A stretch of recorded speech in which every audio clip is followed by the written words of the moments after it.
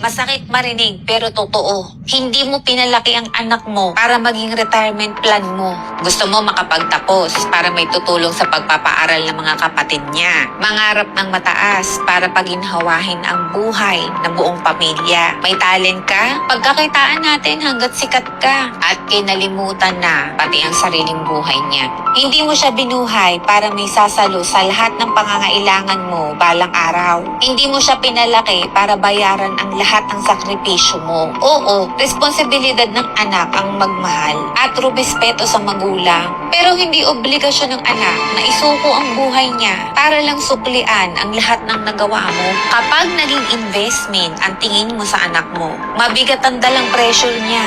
Mawawala ang kalayaan niya. Mawawala ang sarili niyang pangarap. At minsan, masisira pa ang relasyon niyo. Ang tunay na pagmamahal ng magulang ay nagbibigay, hindi naniningil, nagsasakripisyo, hindi nagtatanaw ng utang na loob. Kapag tumulong ang anak, syempre biyaya yun. Kapag nagbigay siya, pasasalamat sa iyo yun. Pero, hindi dapat sa pilitan.